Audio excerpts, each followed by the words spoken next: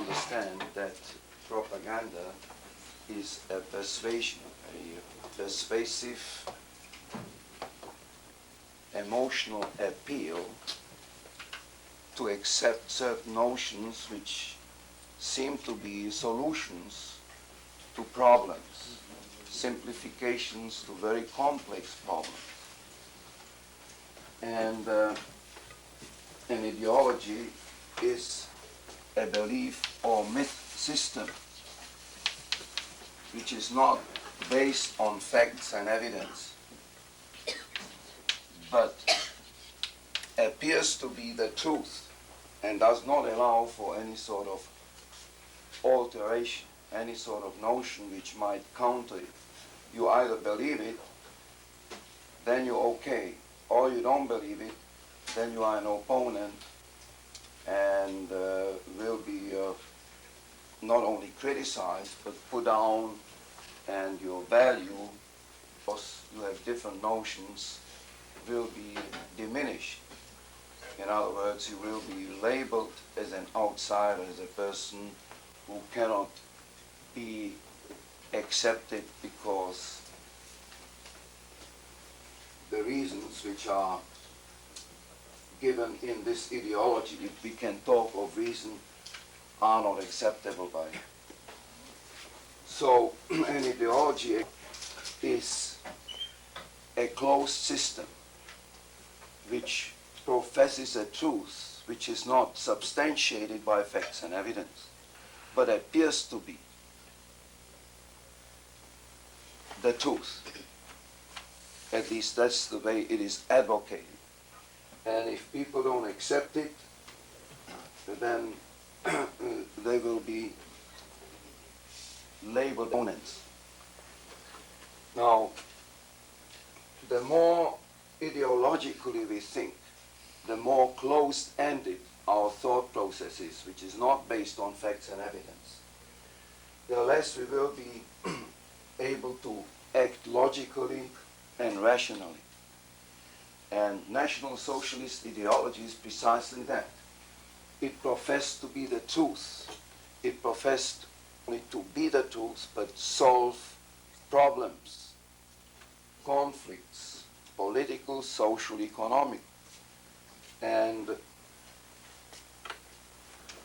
ask those followers with an appeal to emotions to accept this teaching. It was not subject to any negotiation. It was simply a closed system, intolerant of any other alternative views, and therefore radical, militant. So what I try to charter here on the blackboard is the more extreme and radical a given ideology, belief, myth system, not substantiated with facts and evidence, the greater the disparity between rational, logical, and irrational, non-logical behavior. And that's exactly what happened during the Third Reich, when the people accepted National Socialism as a panacea, as a cure-all for socio-economic and political ills. Any question? Does it make sense to you to understand what I'm saying, even though I'm sick? Yes? You specified it was projected initially as a and later as a panacea for various kinds of ills. You didn't specify racial. Was the racial component so overt from the start, or did it become that later on? I appreciate your question because it's right on the dot. Yes, in the very beginning it was absolutely clear that humankind is divided into acceptable Aryan people who are superior and those who are inferior. And that was made very clear in Mein Kampf, in Hitler's speeches from the very beginning.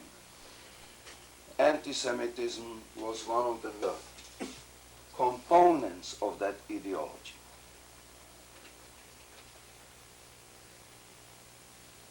And it was over. It was not something which was hidden. You could read about it in Mein Kampf and National Socialist publications because that was the major theme. Why? Because all the social ills, economic, political ills, were made, the Jews were made visible for them. The Jews and all the other ones classified as vermin, as parasites, which had to be eradicated. Now, that was nothing new. That was just from the very beginning, this was pitched. Now, the interesting thing is, particularly in some of the interviews and some of the writings, people didn't take it seriously. They felt it was just a ploy to move the masses, to stimulate it, to make it more interesting, sensationalistic. And so many people said, well, he says it, but he doesn't mean it. Talking about Hitler. It is not to be taken seriously. Well, that is something after the fact. But while it actually happened, most of the people accepted it. Why? Because it made superhuman out of them. They had a scapegoat to blame all the problems on. It's a tremendous ideology, it's a tremendous lie. A simplifier which not only professes to be a cure-all, panacea, but also makes out of complex problems something which can be cured with one notion, with one ideology. In that case, major component or one of the major components, things are wrong because of Jews. If we deal with the Jews, we won't have a problem. And that's precisely the nature of a militant, extreme, radical ideology, which justifies itself by appealing to the masses, and particularly when you feel inferior, and I make you feel superior,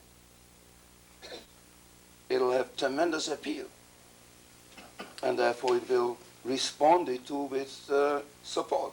And exactly that's what happened with so many people, particularly the low middle class, and even those who were learned people, academicians, people who really, you think, would think logically, would only accept facts and evidence rather than believe something without understanding it. They too supported National Socialism, although scientifically it was untenable, it was unacceptable, and yet they turned it around in such a way that it appeared to be based on facts and evidence, namely that humankind is made out of two groups, superior ones and inferior ones, and they made a scientific, quasi-scientific theory which was taught at universities. Very good question. Yeah. I asked that question not simply from the standpoint of what you brought out, which of course is absolutely true, but from the feeling that you specified that this was viewed as a solution to certain conflicts. Conflicts that had been brought about by World War I and the Weimar Republic's problems, and then the depression and mass unemployment and so on. There was a lot of social and political turmoil and economic turmoil in Germany. But there was also a long-standing tradition of racial feeling in Germany, much of which was directed against Jews. So there was racial conflict as well. Well, but you see, in Germany, the race conflict was pretty much at that particular time under control. There was, of course, anti-Semitism, but it was something which was less so than, let's say, in Austria or some other parts of Europe, which is a very interesting thing. And yet it was stirred up. Hitler stirred it up. And there were a lot of intermarriages. There was a lot of assimilation, a lot of acceptance, particularly in places, particularly such as Berlin. And that was stirred up and it was pushed back again, particularly since the racial doctrine was taking the place of religious anti-Semitism. And as we said before, when you were a racial Jew and wanted to be accepted, and many did that, or quite a few, if not many, then you could be converted, and you participated in some sort of a salvation, and you were accepted. Racial anti-Semitism, if we can call it that way, racism, did not allow for that at all. In other words, it made it impossible for anyone to be accepted because you were born as a Jew or as a gypsy or as an inferior, physically, genetically. You were defined as unqualified to continue your existence. And that's exactly what happened. But so the blueprint of behavior based on this ideology was already present from the very beginning of the National Socialist movement. Question. Would you say that what's describing the effects of Nazi ideology is portrayed in that triumph of will, which is what you are going to be showing? Precisely. I've said earlier that this is a propaganda film which appeals to emotions and shows how the leaders are going to resolve all their problems. And one thing which I'd like to draw your attention to is namely the identification of National Socialist movement with Hitler. And you'll find when Rudolf Hess tells the audience, addressing Hitler after some other introductions and speeches, says, "My Führer, you are Germany. You speak for the people. And when you judge, the people judge." So a total subordination of the people to the Führer.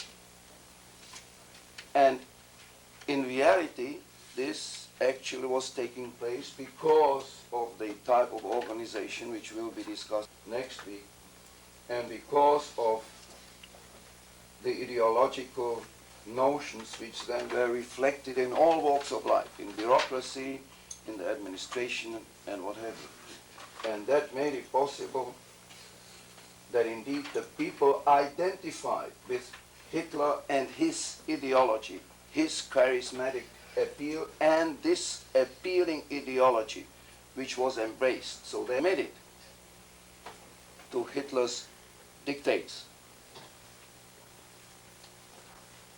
Now, the interesting thing is, without Hitler, the chances are, even if there had been a National Socialism, it would have taken on a totally different appearance.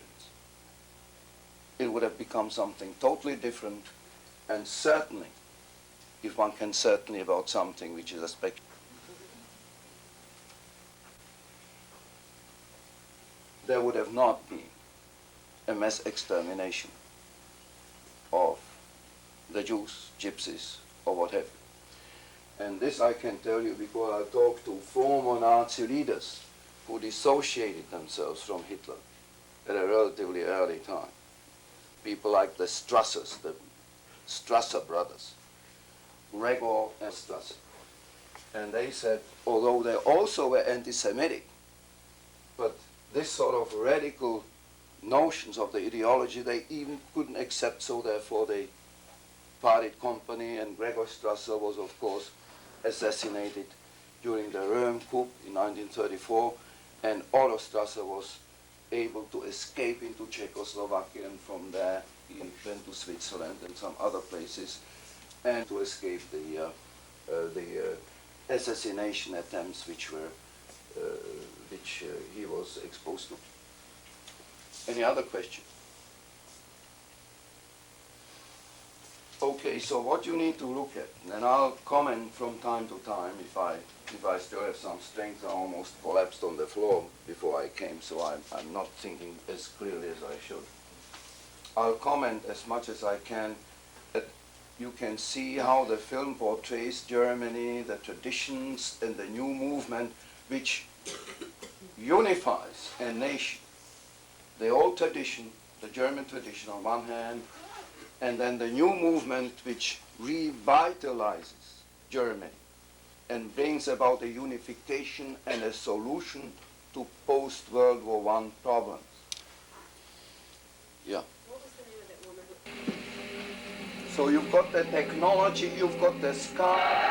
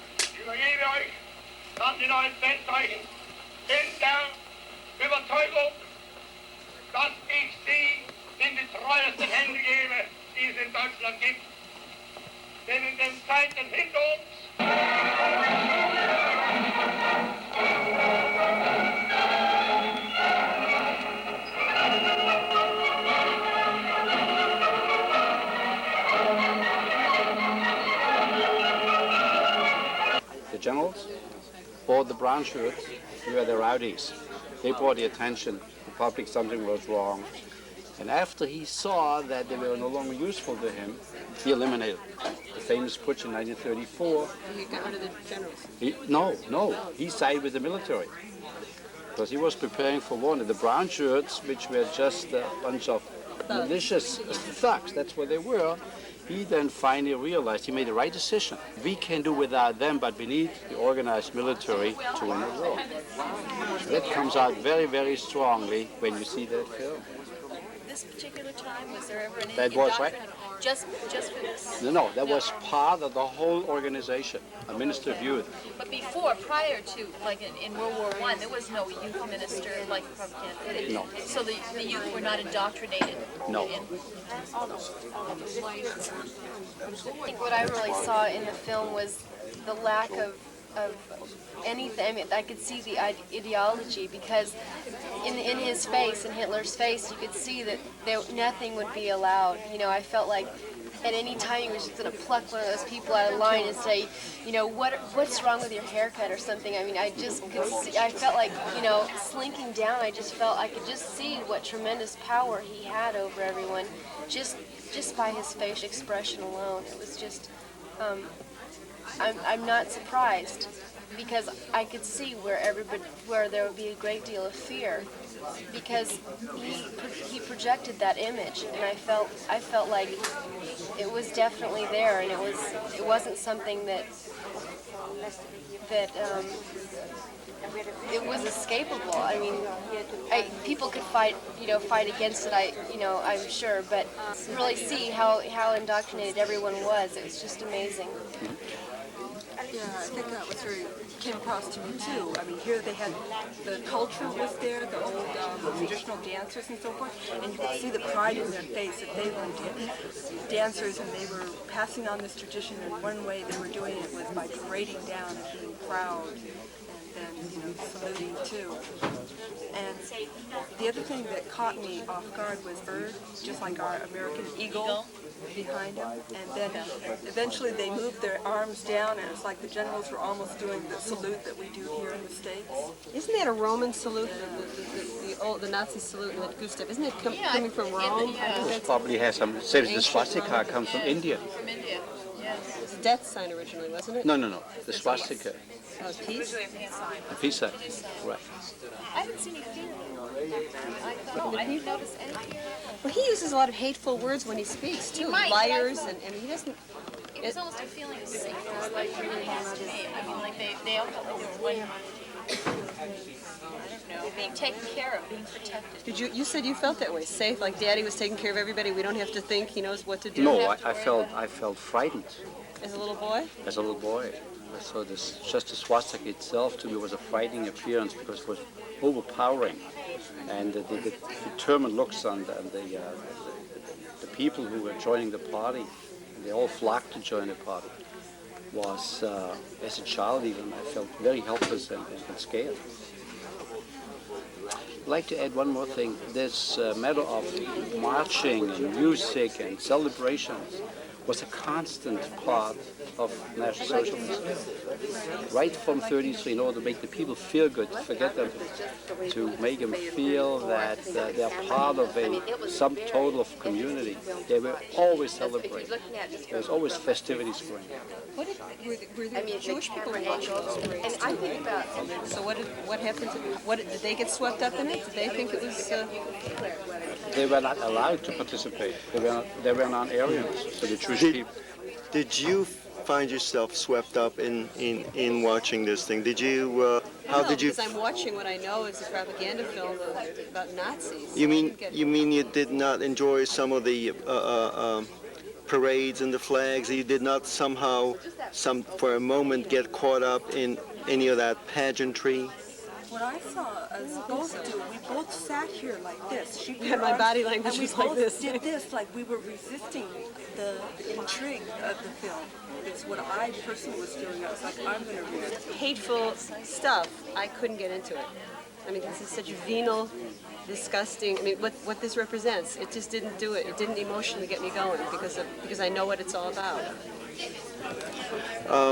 You are thinking in terms of today and now, here and now. Right, I couldn't put myself back And there. to put oneself back into the time when this man was there is totally different. Right. Can any of you try and feel? Didn't all leave at one time.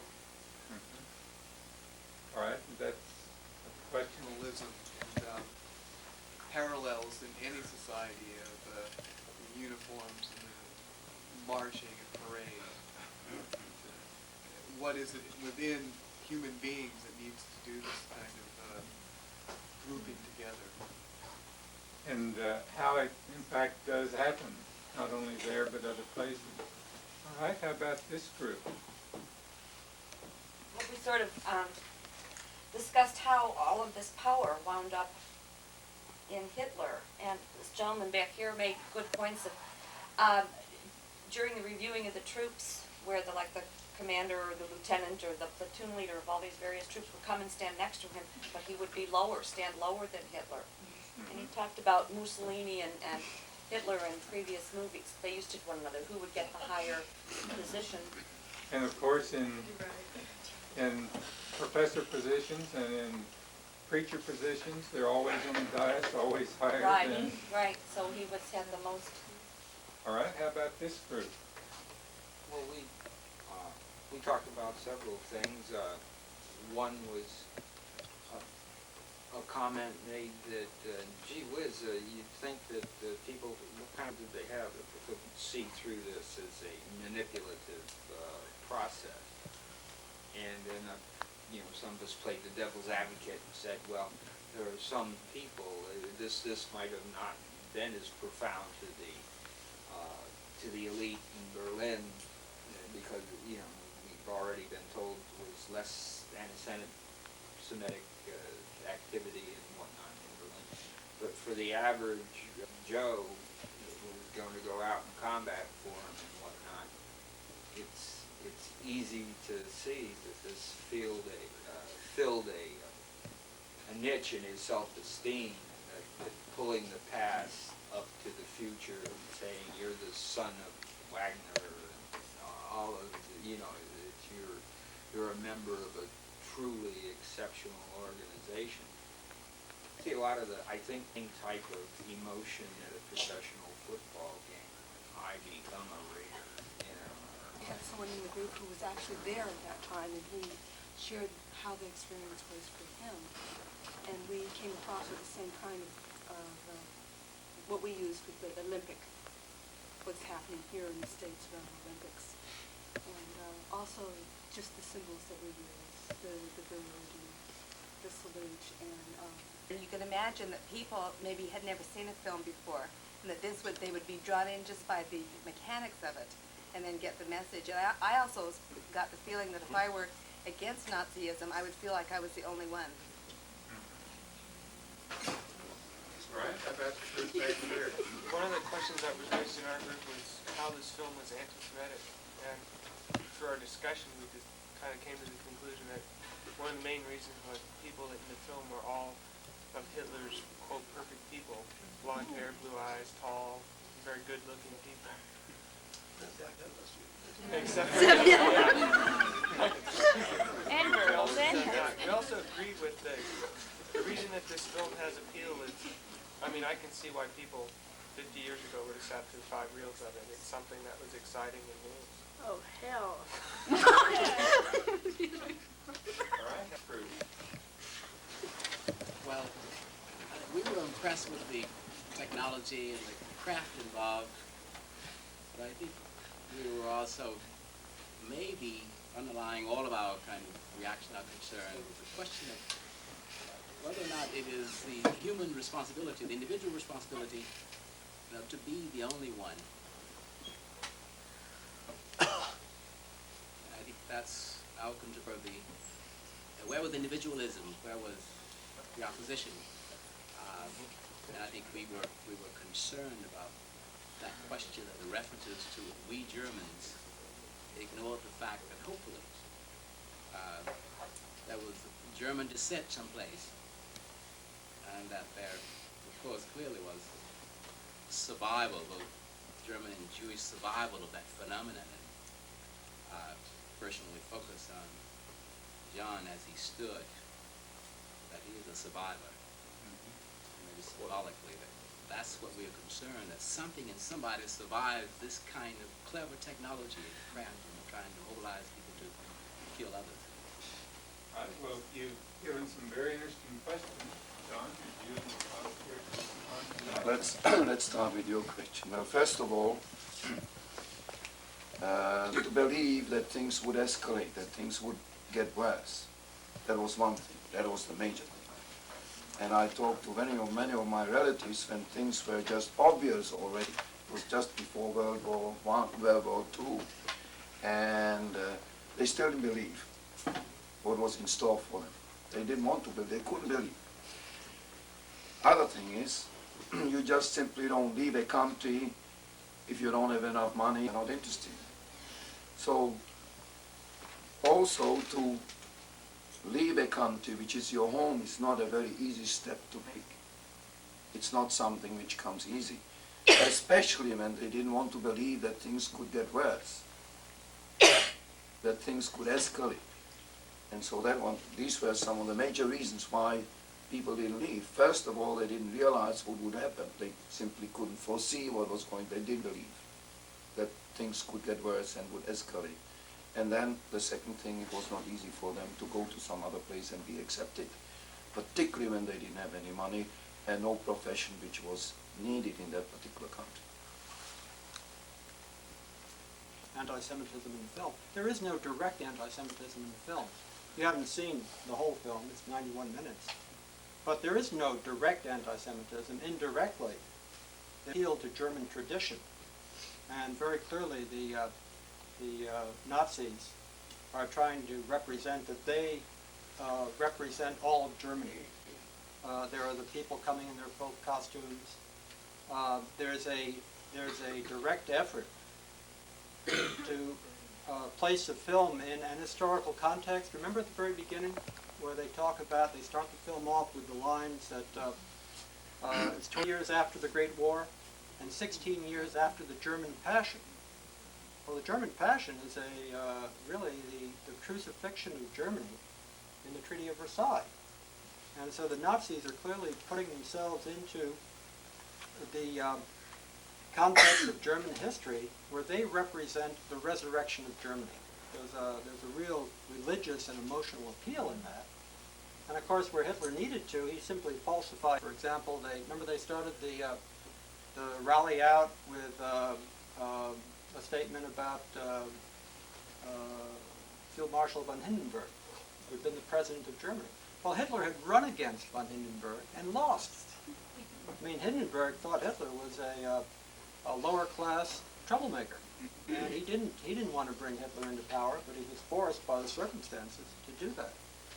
And so that if you think it helps to, I'm an historian, but I think it helps to put the film into an historical context. That this isn't just any people anywhere. This is the people who were badly defeated as a result of World War I, were treated, probably, I think most historians would agree, unjustly, with undue harshness. And Hitler's answer to that was all the nationalism and all the militarism that you see in the film.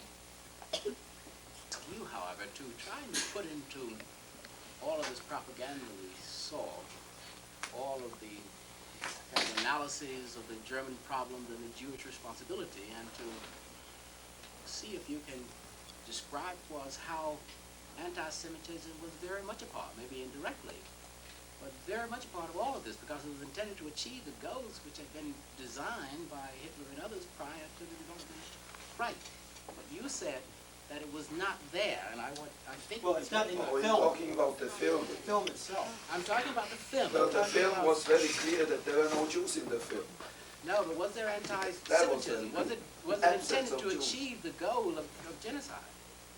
Oh, well, okay, but the goal of genocide doesn't really get, that decision doesn't get taken until 1941. Although you get hints about it in Mein Kampf, what was written in Germany under Hitler. And he wrote after the war, maybe it has to be taken with a grain of salt, that in fact he thought Hitler's anti-Semitism was just a political gimmick. A ploy. He didn't think that Hitler really meant it. He thought he was using it to get political support. And that he never anticipated, at least this is according to Speer, never anticipated that Hitler would go to the length that he did go to. And that raises very important questions about how that whole, the final solution, the decision came about. But Speer, if you can believe him, says, I thought it was just a political ploy, gimmick, a way to get political support, and that Speer never anticipated. No, it's not just Speer, but in terms of my research, most of the people I've interviewed of different hierarchy, higher-ups who had survived World War II, they were all the same opinion. They said, we never took it seriously. We never took Mein Kampf seriously, if they ever had read it. So the notion of genocide was at that particular time not in the cards as a solution, not at all. You may perhaps say that they were on the road to genocide without actually aware of it by virtue of the ideology and the radicality, the militant anti-Semitism which made out of normal citizens subhuman individuals and deprived them of all the rights and existential opportunities. That you can say, that was a beginning, that they were disenfranchised, that they were, that they took all the, they took their occupations away, they had to, lost their existential security and all so forth. So you can say that the conditions put Germany on the track which was a genocidal, became a genocidal society in terms of direction, but at that time it was not clear at all. It's only after the fact that we can say, yes, the road towards genocide, but not at that particular time, no one, and I say no one actually. Gives a final set of marching orders to the German people who are assembled there in Nuremberg, and by extension to any German who is going to see the film.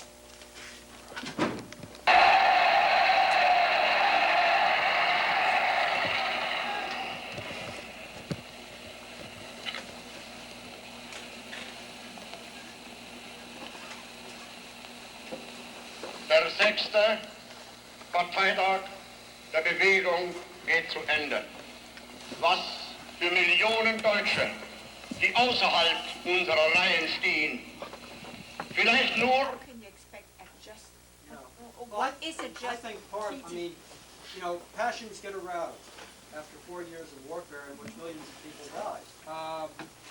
I think probably the really questionable thing historically was making Germany accept responsibility for the outbreak of the war. I think that historically was inaccurate. I think that the countries of Europe went to war gladly, and that was a way to settle problems in 1914. And then to, in a sense, distort history, make Germany accept the responsibility, a lot of the things came from that legally. If you're responsible for the war, then in a legal sense you have to make reparations. And it followed from that. The treatment of making Germany accept the treaty. It was done by coercion, there's no doubt about that. Germany had lost the war. And if you make people accept something against their will, it seems to me that you're setting up real problems for the future. Well, you can contrast that with the Marshall Plan. And you can see that the deprivation, the extremities are not as great, so that people will not become desperate. And if they are desperate, then they are susceptible to ideologies. And something else that you might contrast the two is the fact that Germany was divided after World War II. It was divided between two ideological blocs, but the effect of that division was in fact to destroy German unity and to make a situation in Europe which probably now will prevent what many Europeans feel, that the Germans somehow might get together and once again provoke a war in Europe. You know, with hindsight, it does seem to me that there were 2 or 3 other options that could have been used against Germany after World War. Of course, that's not very historical. I mean, what was done, and my point would be that it helped to create the historical conditions for the rise of Nazism in Germany. See what? But, you know, basically there were different solutions. The Weimar Republic, I think, was a good faith effort on the part of some Germans to make the peace treaty work, and they got overwhelmed by Hitler and the German nationalists. Well, another solution would have been Germany becoming a socialist state, a communist state, as the Soviet Union. There were Germans who wanted that. The fact was that of the 3 options in Germany, the Weimar Republic, extreme nationalism under the Nazis, or a revolutionary socialist solution, Hitler won out. Well, he won out also because the democracy was a democracy without Democrats. And so from a historical point of view, we just simply can't see just from a historical point of view. Also, the fact that there was no democratic tradition to speak of in Germany. So they imposed on them a democracy, but did not give the people the ability to function in democracy. Look how long it takes us here to behave democratically, and we are far from being ideal democrats. The 200-year tradition of democracy. Would you And describe everybody- West Germany as being a democratic state today? West Germany, Well, essentially? And how did that come about, coming from that same autocratic tradition? Well, first of all, because they were given the Marshall Plan, and they didn't suffer too much after the end of World War II. And because of that, the reactionary ideologues were not very successful because democracy worked fairly well for them, not because of their conviction, not because of their political identification with it, but because it was a material success. And the Germans call it Wirtschaftswunder, which means a economical miracle. And because they became consumers, they enjoyed the well-being. Any sort of political reaction was kept at the minimum. So if that had not been the case, the chances are that democracy, as we know it now today in Germany, would have not worked, just as it had not worked after World War I. That William L. Shirer turned 84 years old today. And I just recently read some of his memoirs. He, of course, is the author of The Fabulous Rise and Fall of the Third Reich. But in his memoirs, he tells in detail of his own career, and he was in Nuremberg when this very occasion was taking place. Right. And he was an American correspondent, initially for French newspapers, and later the first radio correspondent, who reported right out of Berlin. And he traveled wherever the news was being made. And he reports on all of this in detail. It's really fascinating reading to read those memoirs in addition to reading The Rise and Fall of the Third Reich, because he gives you a lot of the background information and the reactions of the people and the description of the scene. I'd like to comment briefly on that discussion earlier regarding the Holocaust, whether it was known in advance that it would take place or pre-planned. It is clear that the extermination, there was no way in which that could happen, setting up gas ovens for exterminating people without the presence of a war, and especially a war where it could be done in another country, namely much of it was done in Poland, behind German lines, and done very secretly as they could do it.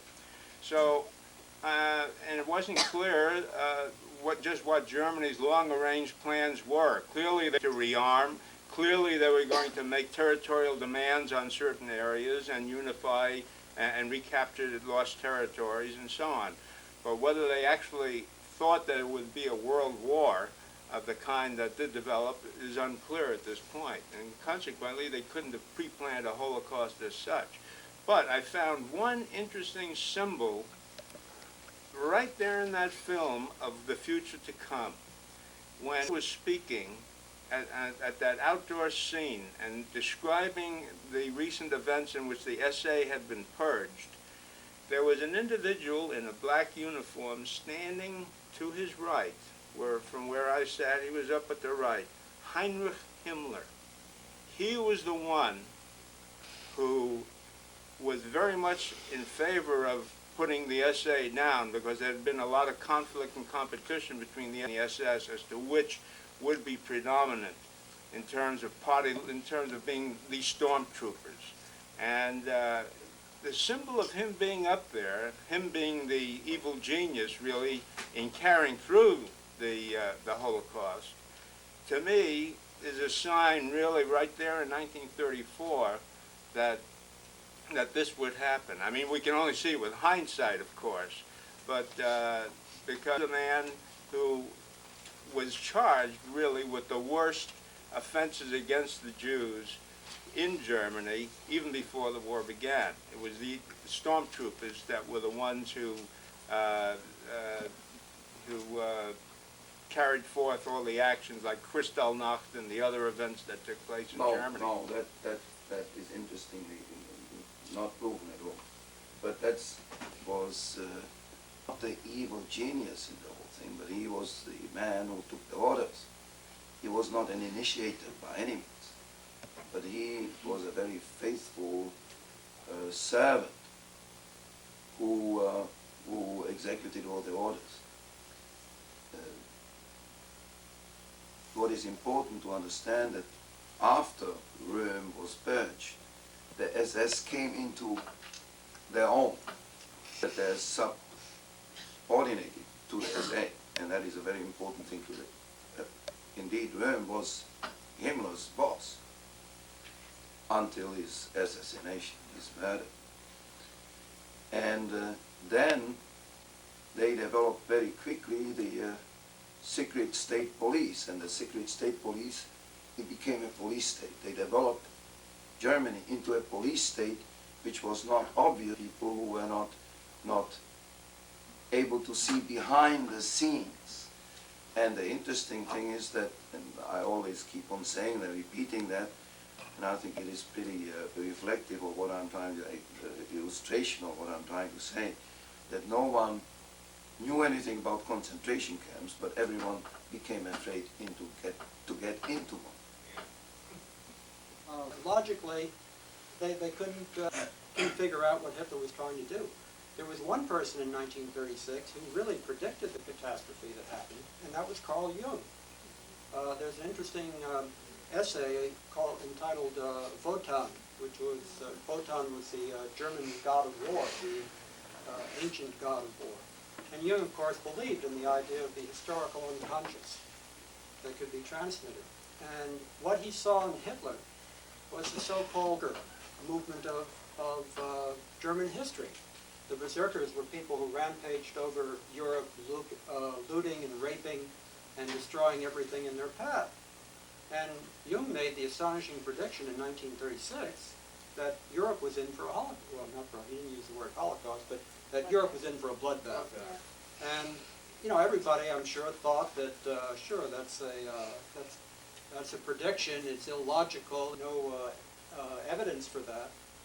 And in fact, it would seem that Jung understood the situation from a psychological point of view much better than people who were analytical about what was going to take place. So a person I know that's from Belgium that immigrated following the war to the United States, and in visiting Belgium, he said they have regular marches like that filmed today, every Sunday. And they have Nazi parties throughout the United States, which personally frightens me. That's a fear of mine, is the reoccurrence and the strength of that evil power. Well, I think I can agree with you that it exists. I don't know how great a threat it is.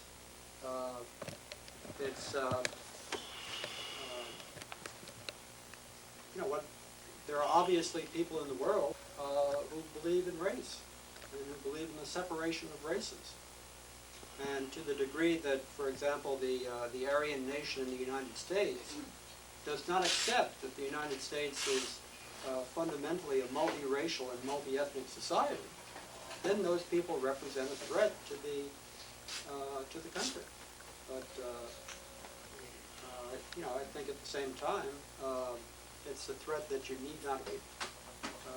I think that probably there is relatively good intelligence at the moment on people who make up those organizations. I don't know. I can be wrong. Pardon me? There's relatively good intelligence. You're saying surveillance? Oh yeah, that I think there are certainly people who have infiltrated the Aryan nation and pretty much know what's going on. Well, one thing perhaps which is interesting when I talk to and interview people in Germany on how they felt about National Socialism after the fact. And these people were members of the most right-wing parties, said, well, National Socialism cannot be revived by virtue of the fact that it has disproven itself by having lost the war. You understand what I'm saying? The validity of nationalism has disproven itself by virtue of the fact that it had lost the war. If it had prevailed, then it would have been a different thing. So as a movement, National Socialism, I think, is passé. It is not something which is likely to be revived by virtue of the fact that it had not prevailed. You know, it lost the war. Do you understand the meaning of what I'm saying? That the populace couldn't be drawn into it as vulnerable. No, as a movement, the whole ideology as a movement, what it stood for, what we've been talking about all the hours now, is that it's something which is not subject to revival because it had not prevailed. The idea, the ideology had not prevailed. It didn't help them to win the war, therefore it's something wrong with the ideology, don't you see? You know, that's all. Draw in such a mass of people. And awfully close to winning too. At the height of their military